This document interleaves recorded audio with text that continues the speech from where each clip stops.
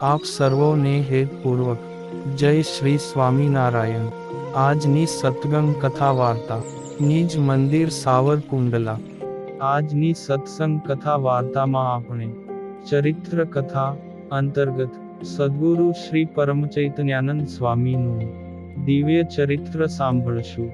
જ્યારે ભગવાન શ્રી હરિ પોતાની લીલા સંકેલીને સ્વધામમાં જવાના હતા, ત્યારે પરમચૈતન્યાનંદ સ્વામી શ્રી હરિની આજ્ઞાએ બુરાનપુરમાં દેવોની પ્રતિષ્ઠા માટે ગયા હતા અને ત્યાં જ સત્સંગ વિચરણમાં રોકાયા હતા।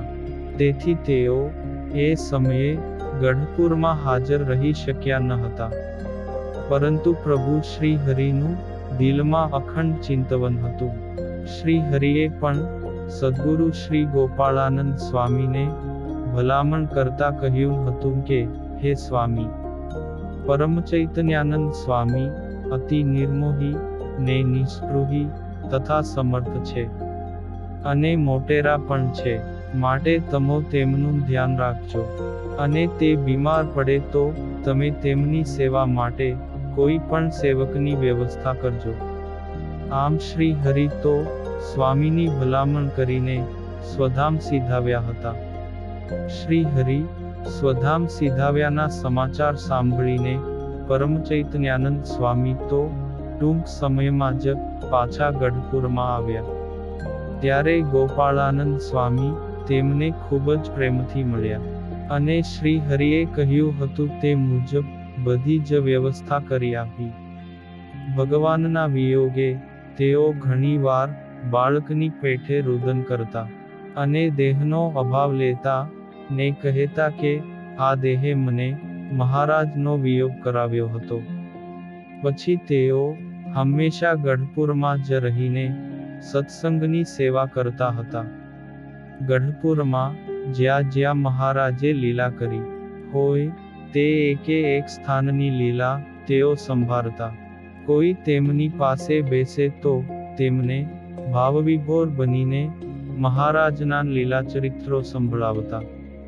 એકવાર પરમચૈતન્યાનંદ સ્વામી સવારમાં પૂજાપાઠ કરીને પોતાને આસને બેઠા હતા, ત્યારે દાદા ખાચરના નાના પુત્ર અમરા ખાચર સ્વામીના દર્શન કરવા માટે આવ્યા।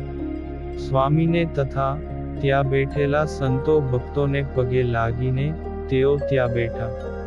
પછી થોડી વારે પરમચૈતન્યાનંદ સ્વામીના મુખેથી શ્રીજી મહારાજની લીલા સાંભળીને અતિ ગદગદિત ભાવે નમ્ર બનીને અમરા ખાચરે સ્વામીને હાથ જોડીને કહ્યું કે, સ્વામી, આપે તો મહારાજના અનેક ઐશ્વર્યો તથા ચરિત્રો નજરે જોયા છે અને તમો શ્રી હરિ સત્સંગમાં આવ્યા ત્યારથી સ્વધામ ગયા ત્યાં સુધી મહારાજની સાથે ઘણી જગ્યાએ ફરેલા છો, વળી ગઢપુરમાં તો વિશેષ રહો છો, તો મને અહીંના તમામ ચરિત્રો આપના મુખેથી સાંભળવાની ઈચ્છા છે। માટે હે સ્વામી, ત્રિવિધ તાપને સમાવનારા તે તમામ ચરિત્રો દયા કરીને આપ મને કહો। આવા અતિ વિશ્વાસી એવા અમરા ખાચરનું આ વચન સાંભળીને સદ્ગુરુ શ્રી પરમચૈતન્યાનંદ સ્વામી ખૂબ જ રાજી થયા અને અતિ પ્રેમ ભીના હૃદયથી થોડી વાર મહારાજનું ધ્યાન ધર્યું। તેઓ મહારાજના સ્વરૂપને ક્ષણવાર પણ ભૂલતા નહીં।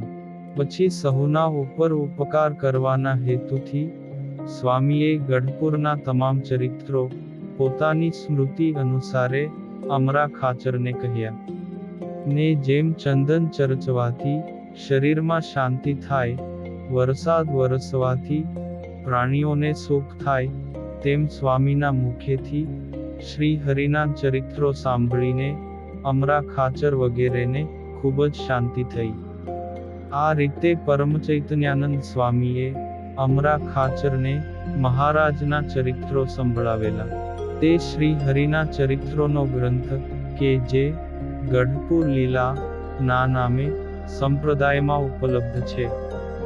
આચાર્ય શ્રી રઘુવીરજી મહારાજે અચિંત્યાનંદ બ્રહ્મચારી પાસે દુર્ગપુર મહાત્મ્ય નામનો ગ્રંથ લખાવ્યો ત્યારે મુખ્ય વક્તા તરીકે પરમચૈતન્યાનંદ સ્વામીનું નામ અને મુખ્ય શ્રોતા તરીકે અમરા ખાચરનું નામ રાખ્યું હતું. આમ આ બંને પાત્રો સત્સંગના ઇતિહાસમાં અમર છે. એક દિવસે રઘુવીરજી મહારાજે સભામાં એમને યાદ કરતા કહેલું કે પરમચૈતન્યાનંદ સ્વામી ને અદ્વૈતાનંદ સ્વામીના સત્સંગમાં મુક્તાનંદ સ્વામીની વાતો સાંભળવામાં મનુષ્યો તણાય છે, તેમ એમની વાતો સાંભળવામાં પણ મનુષ્યો તણાતા હતા. આ પવિત્ર પ્રસંગ આપણે સત્સંગ સાગરના મોતીમાંથી સાંભળ્યો અને હવે પછીની કથા વાર્તા આપણે આગળના ભાગમાં સાંભળશું. અત્યારે આપ સર્વોને ભાવથી જય શ્રી સ્વામિનારાયણ.